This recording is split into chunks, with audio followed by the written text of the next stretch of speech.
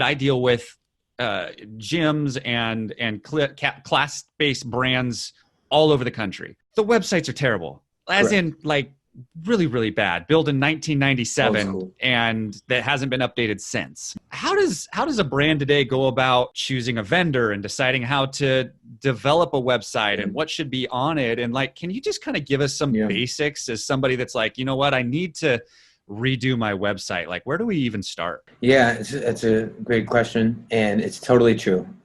It's the reason why it's. Let me start with this. The reason why it's everyone's website is terrible and it's old school is because people don't understand it, and what you don't understand, you're not going to dive into and look into it. Most people just brush it to the side. So there needs to be some education out there on the importance of websites, so people can start updating their stuff. But how to get started?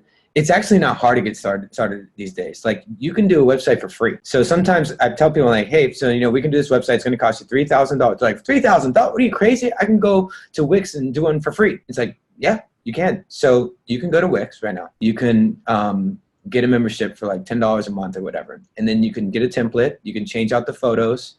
You can put your logo on there. You can hire a Fiverr guy to make a logo. You can put your logo on here, you put some text and whatever, things like that. So it's not hard to create, and it will look fine, as long as you follow that template, because most people don't have the eye for graphic design. Sure. And user interface and things like that. So you can do that, but they don't get anything out of it.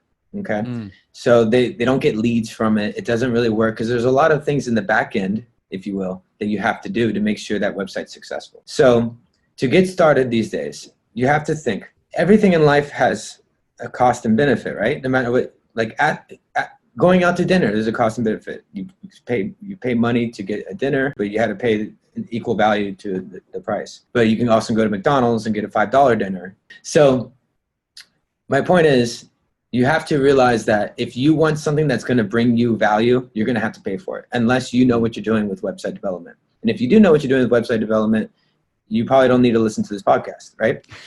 So, right. So, but if you don't know what you're doing, you need to hire somebody. Don't do it on Wix for free. You're going to just waste your time.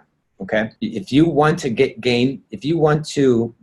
the best value out of a website, which is gaining leads, you need to hire an agency. You have to. Now, there's a lot of garbage agencies out there. There's a lot of people that will charge so much money for something that you can do for $5 by yourself. Like the person that doesn't know anything about websites can do for $5 by yourself, or you can hire a Fiverr guy for $5 to do it. There's a lot of agencies out there that do that. So what you need to do is you obviously need to research their previous work.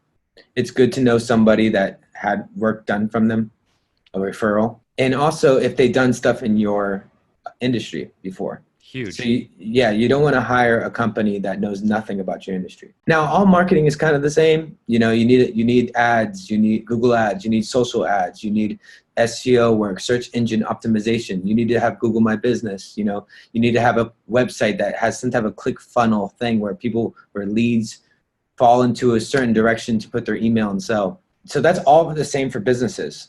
But what's not the same is the ad copy and things like that. What's written on the website, what images should be used, how it should be displayed. That kind of stuff is industry specific.